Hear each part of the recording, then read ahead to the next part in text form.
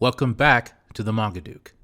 Well, it seems the spoilers are here for 1083, titled The Truth of That Day. Now, these are early spoilers. This is not everything that's going to happen. So we need to, be a little cautious with how we view these. We don't need to assume that this is going to be a one-for-one remark of what's going to happen. These are just pieces, and we can use these pieces and get excited. That's hype. That's the point of spoilers. So let's kind of dig into this. Information about the 8 kingdoms that have opposed the world government because of what happened to the kingdom of Lucia is going to be revealed. And these 8 kingdoms, they refused to pay their taxes to the world government, and so the government decided to send the Holy Knights to deal with them. And it mentioned that the number of the Holy Knights is 9, which is about the number of Straw Hats. They say about 9. Now, at some point, apparently, the Holy Knights were mentioned in the story, but in a very off sentence, just kind of tossed aside casually. But the implication we're getting with this, to me, is that the Holy Knights are strong enough to deal with these nations that are refusing to pay because of the events that occurred at the Reverie, which means they're pretty strong. And there's 9 of them, and they're sending them out. Not like we send out an admiral to deal with a whole nation, an admiral and 100 troops. We just sent out these Holy Knights. Now, there's probably troops with them. We can probably assume there's Marines with them. Sure, whatever. But the knight itself, the way it speaks about it makes me think the knight is just above an admiral, but just below the Gorosei. Which, who could say what that even really means? Let's continue on. So we also learned that Sabo with Karasu, Morley, and Lindbergh went against Admirals Akarami and Ishu. And the fight will witness Karasu shooting crows at Ishu, while Morley managed to stab Aramaki. Also, the CP0 organization intervened in the battle, which is in possession of Nefertiti Vivi. So there we are. It's just a little more clarification on what we already knew. We knew there was conflict. We knew there was fighting. Yes, that's not a huge deal. That's just a little more clarification. And we're going to get more of that in the chapter proper. So, according to Sabo, the main mission was successfully accomplished by enabling them to declare war against the world government directly by burning the world government flag. And even Bartholomew Kuma was freed. We knew the last part, but the fact that they officially said, oh yeah, world government, we really don't like you, we're going to make a point of that by burning the flag at the Capitol is a pretty big move. That's definitely a huge step by the Revolutionary Army to say, we are making moves now, there's nothing you can do about it.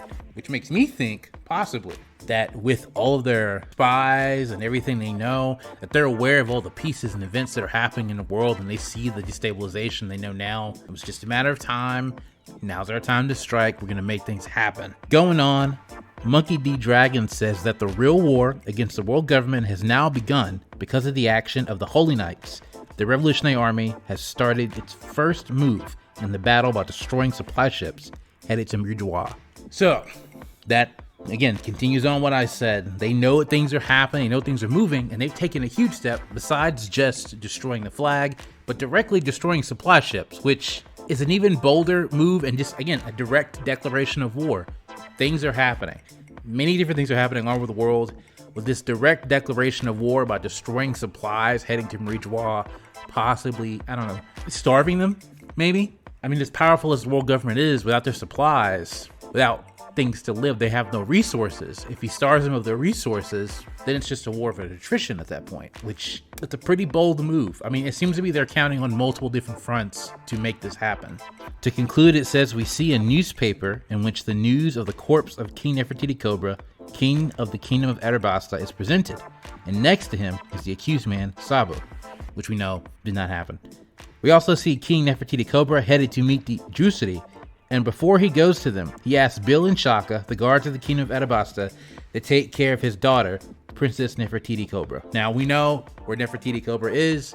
She's with Big Morgans, and she's with King Wapol. We know that she's with them, doing their thing. But this is just more, again, these are early spoilers, so this is not telling us everything. So I'm assuming that this is just kind of giving us an idea, early idea of what's going to happen in the chapter proper. These are early spoilers. This is not anything super huge or serious yet. So let's not get ahead of ourselves with this. The big thing here, the thing that's getting me kind of interested and excited, is the fact that there seems to be another aspect to the power of the world government, that they have admirals, and they've got the Gorosei, and they've got something in between the two, which only comes out on certain occasions, which is just, I don't know, it's exciting. It's exciting to see that Oda still has some more stuff cooking, some more stuff in the tank that's new that he hasn't unveiled yet. So he's not losing that kind of like, that sort of creative spark or creative hunger, you know, he may have had. So I think that's pretty exciting. At any rate, we will see what comes when more spoilers come out. When the full spoilers come out, that'll let us know more, and we'll be even more excited.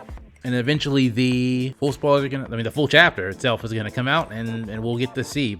I'm just feeling vindicated in that, you know, I was right that the end of the last chapter, 1082, was like the lead-in. I felt like it was gonna be a lead-in, and I'm glad I was right. What are some more predictions you have for what you think may actually be occurring in chapter 1083? Feel free to leave your predictions below. If you like this video and want to see more, feel free to like and subscribe, and check out the video that's on the screen. Thanks for watching.